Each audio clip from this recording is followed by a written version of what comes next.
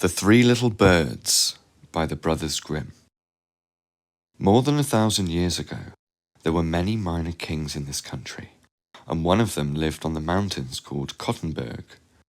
He was very fond of hunting, and one day, when he left his castle and went down the mountain with the huntsmen, he came upon 3 maidens tending their cows. When they saw the king with his men, the oldest pointed at the king and called to the 2 others. "Hello, hello! If I can't have that man over there, I don't want any at all." Then the second responded from the other side of the mountain and pointed at the fellow walking on the king's right. "Hello, hello! If I can't have that man over there, I don't want any at all." Finally, the youngest pointed at the fellow on the king's left and called out, "Hello, hello! If I can't have that man over there, I don't want any at all."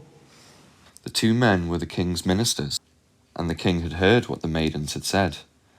After he returned from the hunt, he summoned the 3 maidens and asked them what they had said the day before on the mountains. They refused to answer, but the king asked the oldest if she would take him for her husband. She said yes, and her 2 sisters also married the 2 ministers, for the maidens were all beautiful and had fine features, especially the queen, who had hair like flax. The 2 sisters didn't bear any children, and once when the king had taken a trip, he asked them to stay with the queen and cheer her up, for she was with child. While he was away, she gave birth to a little boy who had a bright red star as a birthmark, but the 2 sisters decided to throw the pretty baby boy into the river. After they had thrown him into the water, a little bird flew up in the air and sang,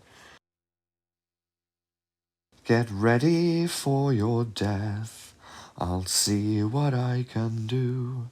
Get ready for your wreath, brave boy, can that be you?"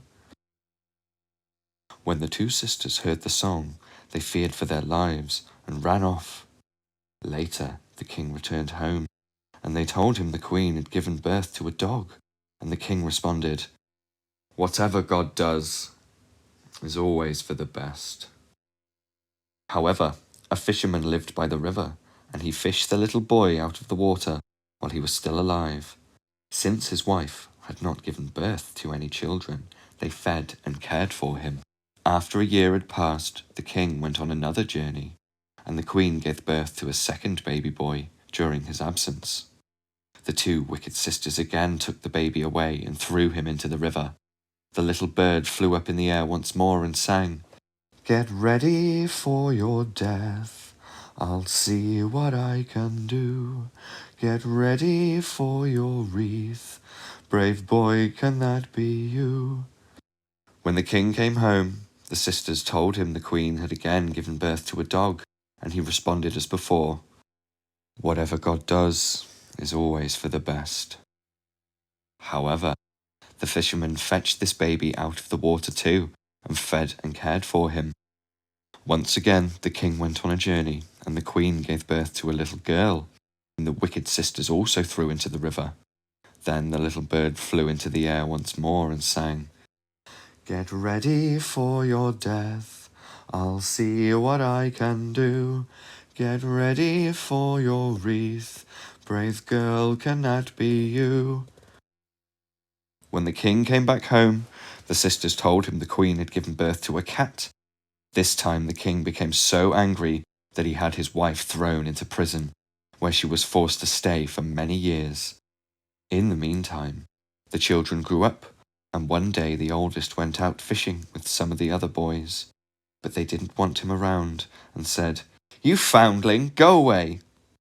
The boy was very upset when he heard that and asked the older fisherman whether it was true.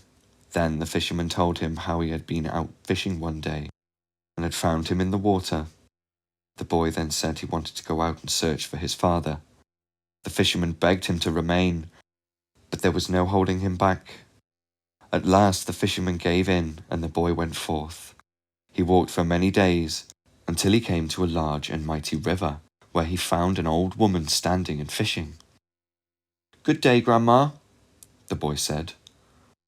"Why, thank you kindly. You'll be fishing here a long time before you catch any fish." And you'll be searching a long time before you find your father. How are you going to get across the river? God only knows. Then the old woman picked him up and carried him across on her back. Once he was on the other side, he continued his search for his father a long time, but he couldn't find him. When a year had gone by, the second boy went out looking for his brother. He too came to the river, and the same thing happened to him as with his brother. Now only the daughter was left alone at home, and she grieved so much for her brothers that finally the fisherman had to let her go too. Soon she came to a large river and said to the old woman, "Good day, madam." "Why, thank you kindly." "May God help you with your fishing." When the old woman heard that, she treated the girl in a friendly way. She carried her across the river, gave her a stick, and said, "Now, my daughter, just keep going straight ahead, and when you come to a big black dog, you must be quiet. Don't be afraid, or laugh, or stop and look at it. Then you'll come to a large open castle. You must drop the stick on the threshold and go right through the castle, out the other side, where you'll see an old well. A big tree will grow from the well, and a cage with a bird inside will be hanging on the tree. Take the cage down and get a glass of water from the well. Then carry both things back the same way you came.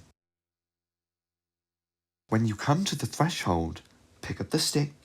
When you come to the dog again, hit it in the face with the stick. But see to it that you don't miss. Then come back to me." The girl found everything just as the woman had said, and on her way back from the castle, she met her two brothers, who had been searching half the world for each other. They went on together to spot where the black dog was lying. Then she hit it on the face, and it turned into a handsome prince, who accompanied them to the river.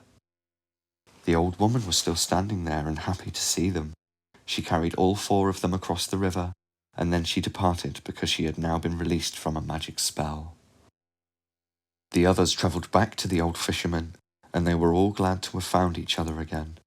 Once inside the house, they hung the birdcage on the wall, but the second son was still restless, so he took a bow and went hunting. When he became tired, he took out his flute and began playing a little tune.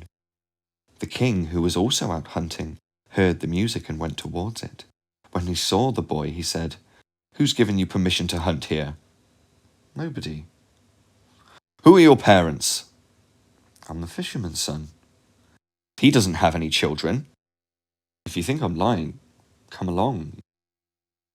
The king did so and asked the fisherman, who told him all that had happened. Suddenly the little bird in the cage began to sing. "O king of noble blood, your children are back for good. Their mother sits in prison with nothing much to live on.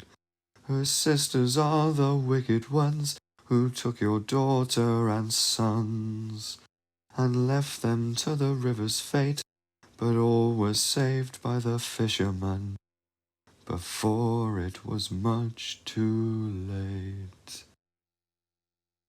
When they heard the song, they were all astounded. The king took the little bird, the fisherman, and the three children with him to the castle, where the prison gate was opened and his wife released. However, she had become very sick and was haggard, so her daughter gave her a drink of water from the well, and she regained her health. But the two wicked sisters were burned to death, and the daughter married the prince. Thanks for listening.